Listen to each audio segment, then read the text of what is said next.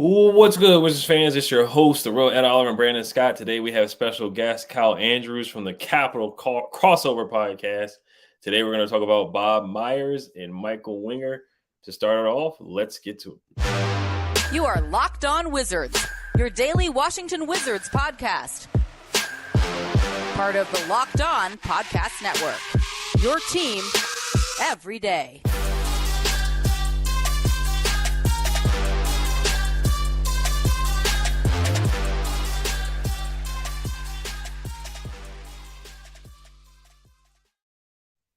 So I thank you guys for making Locked On Wizards your first listen every day. We're free and available wherever you get podcasts. Today we have special guest Kyle Andrews from the Capital Crossover Podcast. Make sure you guys check out his podcast on iTunes or wherever you guys get a podcast. Today we're going to talk about the report from Marc Stein that's saying that the Wizards will be aggressive, or that rival executives believe the Wizards are going to be aggressive this all season.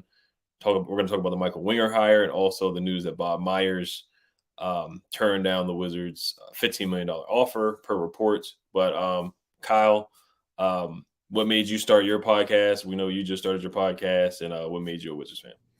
So we'll start with what made me a Wizards fan. So when I was a kid, I actually used to go to MCI Center. That's how you know I've been locked in from day one with the Wizards. Went to MCI Center because my mom worked at MCI. And then they were bought by Verizon. So obviously, turned into the Verizon Center, still kept going to games.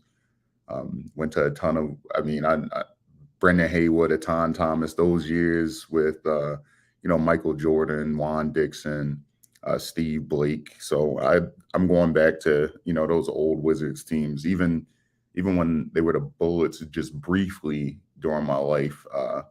I was only like 3 when they switched over, so I'm fairly young still. But I watched those Wizards teams. Mitch Richmond, Rod Strickland. Ironically enough, one of my old coworkers at my job was he was Rod Strickland's cousin. So, very, very small world. Wizards have been part of my life for a very long time now. I've been a Wizards fan just as long as I've been a fan of other teams that I like. So that's first things first. And then the reason why we got the podcast started is because it was a lot of things to talk about. I mean, this is a pivotal time to be, focusing in on the Wizards. I mean, they just signed Bradley Beal to a gigantic contract. Then you have, all these changes going on. I started a podcast with Jack Skolnick and Jordan Teixeira right before last season. And we had a lot to talk about. And, like I said, still an interesting time to be a Wizards fan. We thought maybe the solid 3, as you guys say, was going to be pretty interesting. But, that didn't turn out to be what we thought it was going to be. Or maybe it did. If you listen back to some of our old shows, we were a little hesitant. But, to be fair, we're all Wizards fans here, so it's a good reason to be hesitant. Yeah, man, I remember those MCI days, man. Back when we had Mitch Richmond, I remember with my dad, we were so bad that we were sitting in the 400 section. We were so bad, nobody was at the game. Somebody who worked there asked us if we wanted to sit courtside because nobody was there. We just ended up sitting courtside at the game. It was against the Hornets, and the Wizards got blown out that game too. Oh yeah, I know all too well about that. I remember it was my birthday. When was it? 2003.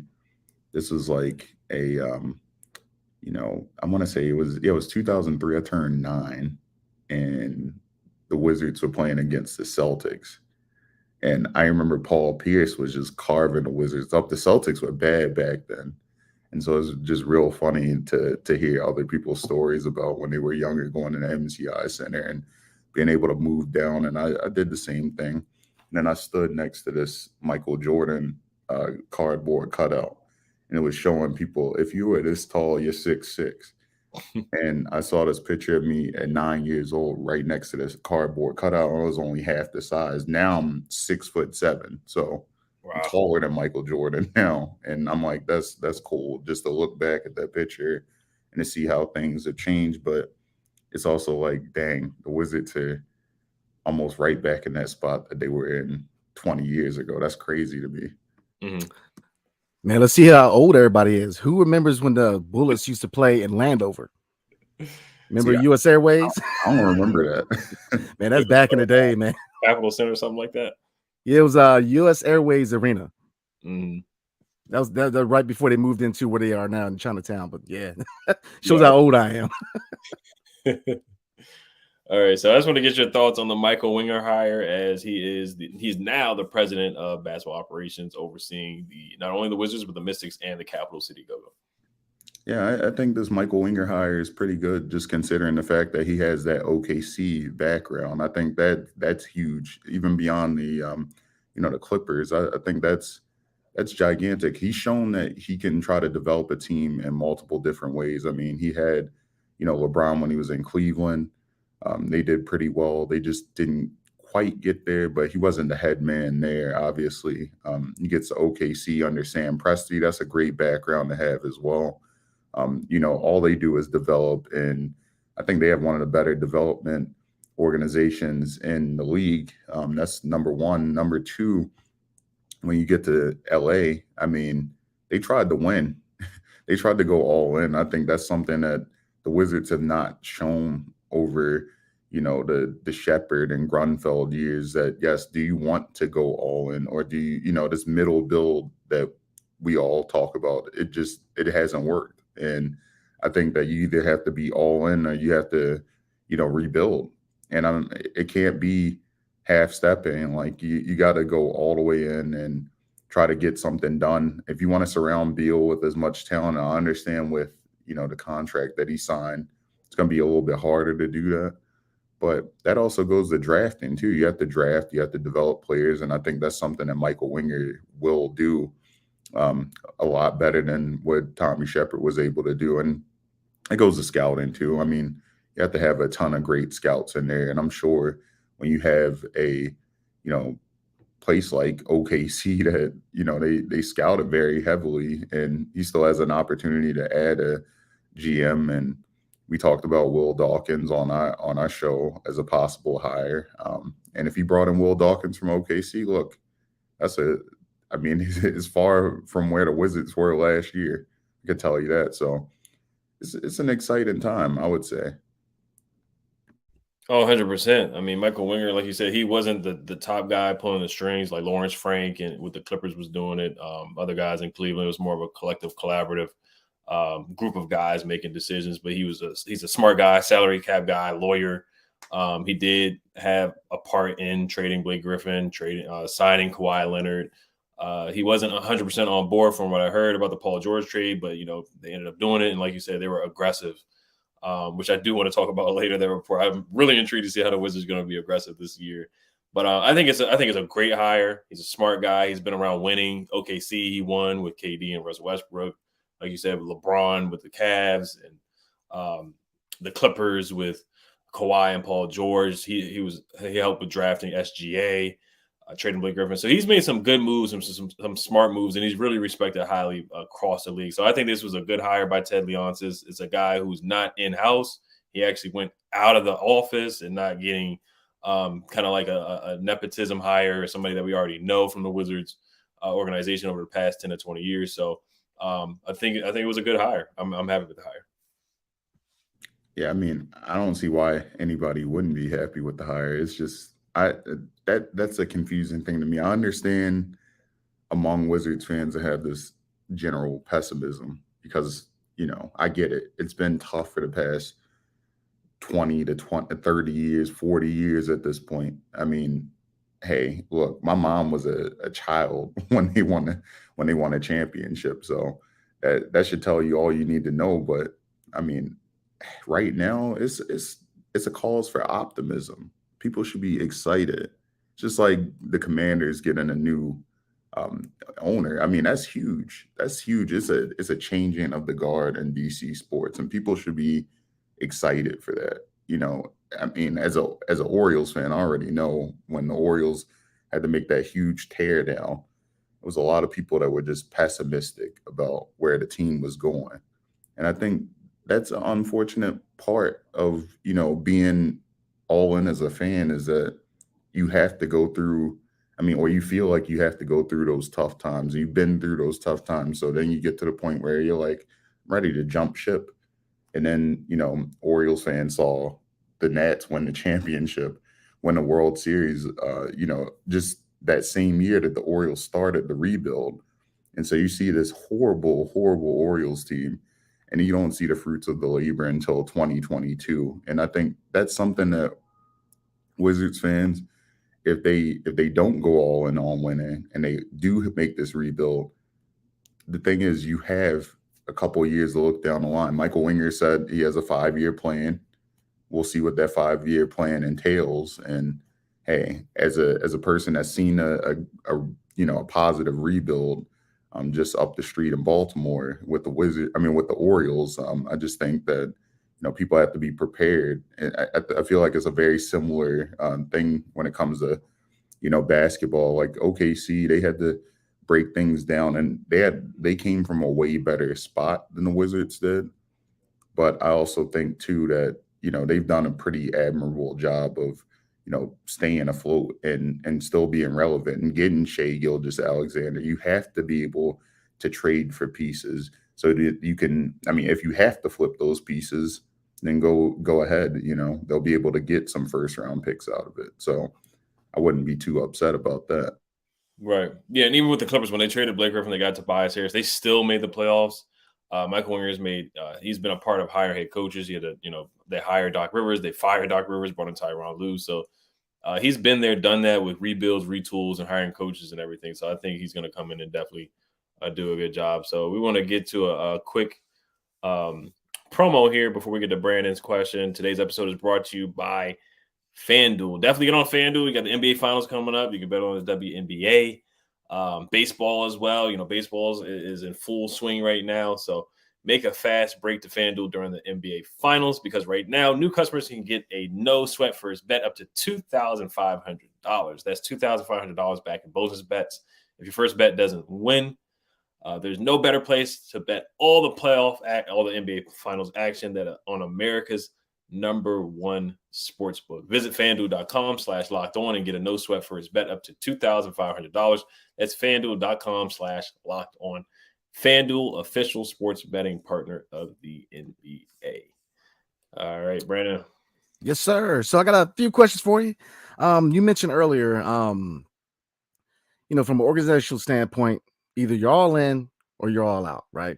And, I've said it all year long, man. I'm pretty sure people are tired of hearing about it. But to me, for all 30 teams, man, from the day one, I know that not everybody's going to be ready to win a championship. But as far as mind frame, the ultimate goal is to win a championship. Because if that's not the ultimate goal, then you've already failed. And I felt like this year when the goal was a play-in tournament, I was like, man, you've already lost. You've already lost because you're aiming low. So looking at a championship, right? What is the best course of action to win a championship in DC? To run it back with the current core of Bradley Beal, Kyle Kuzma, and Kristaps Porzingis? To retool, maybe keep one of the two out of Kuzma and KP and kind of build from there? Or just do a total rebuild and build from the ground up? Me personally, I think it's the rebuild option. And that's not to say that I don't think that they can be competitive with, if they did run it back. Not saying that they can't be competitive, but there's some, and I mean running back in the sense of only Porzingis returning. I feel like Porzingis is a pretty strong rim protector, and I feel like that gives you a very healthy option of being able to have a 7'3" center or power forward or whatever you want them to play, be able to stop the stop layups. I mean, I think that's huge. And he can stretch the floor. I think that's something that, Wizards fans should be incredibly excited about. But, if they don't do that, I think you need to completely and utterly gut every single aspect of the franchise and, rebuild it, let it rise and let it become something completely different than what it was before. And I think that's the way that a lot of teams have tried to do it. And I'm not saying go through the process. I don't think the process, I'm not saying the process didn't work to an extent, but it didn't get to the ultimate goal. I'm not saying you have to be that bad, but you have to instill a totally different sense of, urgency in this franchise that they just don't have right now. And I think that Michael Winger can be the catalyst for that. I think that if he goes and says, hey, look, we're starting from scratch, everyone gets a fresh start. We all go in with a different mindset than we did before. We just want to get better. Then when people have that growth mindset that, hey, I want to do better for my franchise, I want to do better for myself, I want to have some accountability, I think that'll get them to a point that they have not been at in my lifetime, I can tell you. Because I don't think I've ever seen a Wizards organization. I'm like, man, they got it. But I think this is the time that they can do that. They can rebuild. Bring some people that'll hold people accountable. Maybe bring in a vet that has won some championships and tell them, like, look, you need to hold people accountable. And then, let's see what'll happen from there. Yeah, you brought up a good point. When was the last time I felt all warm and fuzzy about a Wizards team? And I think the last time was that 16-17 team with John Wall, Bradley Beal, Otto Porter, Markieff Morris, a game away from the Eastern Conference Final. That was probably the last time. Because like you said, I'm a Wizards Bullets fan all the way back. I'm an 85 baby, man. So, I don't remember Juwan, Chris Webber too much. I was a kid, but, Gil was my guy, Karan, and from there. But getting back into it, both me and E are both big rebuild guys. We believe that for this team to be successful for the long run, you've got to strip it, rebuild the front office, rebuild scouting department, bring in a young cast, develop them. And then when it's time to make that move, to take that step. The examples to me, looking at, Cleveland, a lot of the guys are homegrown. They were drafted. When it was time to make that move, they brought in Donovan Mitchell. So there's a lot of blueprints for us, and people call the Wizards small market. We're not a small market. If you look at the DMV, it's a major area. But it's a small market mind frame, and that's been applied to this team since way back because we've always had kind of a small market mind frame. But to me, rebuild is the answer. But here's the thing, though, and I catch a lot of heat, man, because while I'm very pro rebuild, you get to a point where you can't talk about rebuilding anymore because this organization has a plan for where they want to go, right? And yeah, they had been really cryptic about what they really want to do. Early on, they brought West back real early when, to me, they should have waited. Really looked at the market because look at the head coaching. I mean, Monty Williams. I mean, Nick Nurse just went to Philly. There's a lot of potential with coaches to have playoff experience. So I think we kind of rode the West a little early in the game. I think 2 years, some people say 2 years is a little small of a sample size, but to me, 2 years and your MO is defense and your defense is trash. I think that the sample size is just right. But you've got to look at it from what they're trying to do. And I don't see them bringing this core back because there's this solid three, what is the upside? Playing tournament. And we didn't even make the playing tournament. So that they've already shown where they could be at. And you can use this whole injury. Look, every team in the league had injuries. We can't act like we're the only team that had injuries. The whole injury cop out is so lame to me. No, we had injuries, yeah, but the fact of the matter, every team in the league had injuries. So I think they're going to retool. I see KP coming back. He will sign here long term. I think that he's the guy that's going to stay. Kuz, I think he's a sign and trade. And if it's me, you got to sign and trade him for a veteran guard because that's another thing. Me and E said, look, I just don't see a rookie point guard coming in here and leading a veteran core from year one. And even if we get Anthony Black, I think Anthony Black, Hassan Wallace, I think they both have the capability to start, but I don't know if I want to throw them into the fire from day one, leading a veteran core. So I think you sign and trade to go get a veteran point guard, whether it's 1 to 2 years. Chris Paul was a name thrown out there, and still go out there and get that point guard so he can sit back there and learn behind the legend. Look, can you imagine being a young kid coming out of Arkansas and you're learning behind Chris Paul? I mean, Chris Paul is going to go down as one of the best point guards ever played the game. So I think that's the course of action for this team. And I think a wing, especially with, there's a lot of uncertainty with Denny Avia. Do they sign him here long term? Can he be flipped? So there's a lot of variables here, but I don't think they're going to go through a rebuild. I think it's going to be a retool. I think that they're going to retain, KP. I think Kyle Kuzma is a sign and trade. And I think they're still going to try to build around Bill. Now, it's not to say that Bill can't be flipped. And we're going to talk about his motivation to stay in DC tied to that scoring record. But I don't see us rebuilding. I just don't, because another factor, the business side. Ted he just invested I don't know how much money into courtside luxury suites. Now, if I'm a fan, I'm not copping up that money, man, to watch a team get blown out every night. I'm just saying. So, there's a lot of factors to this. He's a businessman, and the fact that he brought in a businessman, and that's another factor that people don't talk about when it comes to Michael Winger, is that, yes, his pedigree, Sam Presti, can't say enough, Danny Ferry, when he's done in LA, but he's a business mind. He's going to revitalize his team from a financial standpoint too.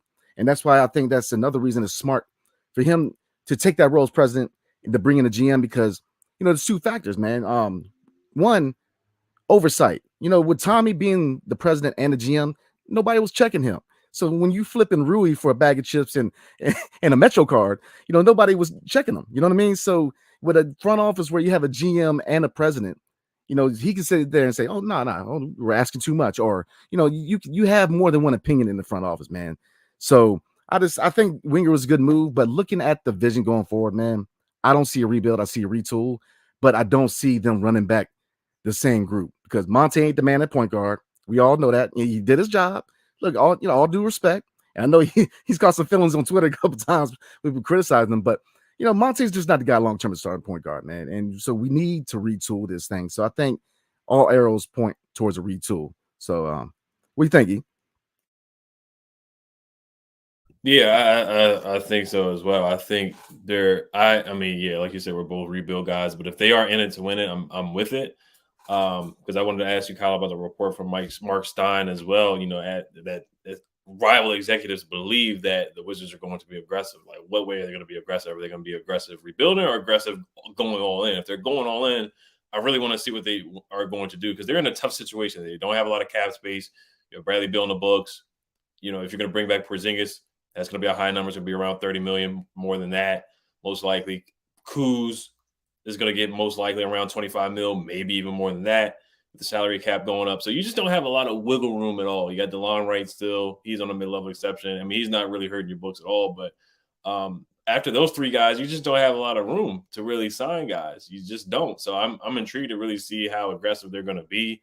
And can Michael Winger work some magic to make them a playoff contender? I don't expect them to be a finals contender, but even make the playoffs, because they couldn't even make the play-in last year with having a solid three. So that article that came up from Marc Stein is just really intriguing to me. And if they are going to be aggressive the other way, I would be shocked. So I just want to hear you guys' thoughts on that too. Yeah, I mean, to me, you have to attempt to try to completely rebuild the bench. I think the bench was, man. Oh man, yeah. It's just how many times have we talked about the bench, right? It's been, I remember back in 2016, in the 2016-2017 season, when they brought in Bogey, and you think to yourself, you're like, they didn't have bench 3-point shooting. And now, Corey gives them that bench 3-point shooting that we do really like. But also Corey was a, first round pick. We want to see first round picks stick and start, right? But I think that's something that the Wizards have struggled with forever. Their bench has not been up to par, except for early on, what was it, the season prior to this one, when they had, all those players that we thought were going to be able to contribute. You had, a KCP, you had Montrezl Harrell, you had, Spencer Dinwiddie, you had a number of other people that were just there, and then they just, the infighting killed that team. And I think that now, the following year, you do get that bona fide starter in having Porzingis there, and I feel like Porzingis really helps that. But if I'm flipping Kuz, you have to try to focus on bench too. I mean, yes, getting a starting point guard is incredibly. I mean, that's the most important thing. But I feel like secondary to that is definitely getting that bench up to speed. If you do have to flip a couple of guys that are on that bench currently, it is what it is. I think that's something that if they really want to focus in on, not have to, worry about winning in the sense of, or I guess not even necessarily winning. If they don't want to worry about, we always joke around about the, whatever appreciation that the Wizards are having that year, they have to make some moves. You know, trade a couple guys out. You know, me personally, I remember when Denny was picked up. I was excited about the pick, just because I thought that Denny was going to be a nice solid addition to this team, but he was going to grow into something special. That hasn't necessarily happened at the moment. And if you have to make the move, you have to make the move, but it has to be for somebody good. It can't be that Rui trade. That was horrible. That cannot happen. If you want to trade these lottery picks that you've had, trade them for someone good. Package them for someone that is actually going to contribute to the team. Don't package them for, second round picks that we won't see until, we have grandkids. I don't want to see that. I want to see guys that can actually contribute to the team. I don't want to see, Kendrick Nunn glued to the bench if the Wizards traded him for, traded Rui for him. I don't want to see things like that. I want them to actually have guys that will contribute if they are going to trade these lottery selections. If they're going to trade their first round picks, trade them for someone that's actually going to contribute. Don't do what you're doing now. And then not to mention, just develop better. If you draft these guys, I want to see second round picks actually stick with the team. That's why the Heat are so good right now, because second round guys and undrafted guys are making the team. And guess what? They're cheaper. You don't have to worry about getting bench guys that are making $10 million a season, because you have all these second round picks that can actually contribute. And then guess what? If they want too much money, you trade them. And now you get even better picks for them. Maybe you get a first round pick, a late first now, and now you could get somebody even better if you just develop correctly. And I think that's where the future for the Wizards is really going, is that if you want this bench to be elite, you have to develop in-house. And I think that that's something that they are really going to focus on. I think that is the smartest way to go. The Heat do it. I mean, shoot, the Lakers did it with, they stole Rui from the Wizards, and Rui, he made them look pretty good, and he wasn't on an expensive deal with an expiring rookie contract. So, that's something that the Wizards have to really invest in, is that player development. I think that's the key. That's the key right there. Yeah, that's a great point. I got to look up where Austin Reeves was drafted, or if he was drafted, but he had a heck of a playoffs as well. The Wizards, too many times, Tommy Shepard, Ernie Grunfeld, those draft guys, Yusuf Sanin, draft and stash. Yannick Zosa, another draft and stash guy. He looks years away, kind of from being years away. So, but the Miami Heat, they find a drafted guy, second round picks, Max Strus, Caleb Martin, and they find roles and they contribute in big ways. Duncan Robinson, undrafted guy out of Michigan. He's been a key part for them. So, yeah, it comes down to development, scouting, coaching, of course, and just having a plan for these young guys, putting them in the right roles and establishing roles on the team. So that's got to be huge. But the aggressive point, too, is a broad term. We've seen previous regimes be aggressive. You can say Tommy Shepard was aggressive because he tried to get guys. He was rumored for the Donovan Mitchell trade, rumored to trade over Jaden Ivey, rumored to try to get Kevin Durant as well, but it just never worked out. So, but we're going to get to part two. Brandon, was there anything you wanted to add before we get to part two? No, sir.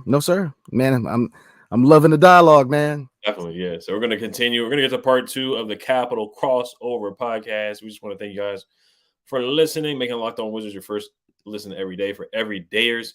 Our next episode is going to be continuing the Capital Crossover podcast. We're going to talk about Bob Myers turning down the Washington Wizards' $15 million offer and more. Thank you guys for listening. Hail to the Wizards. Peace.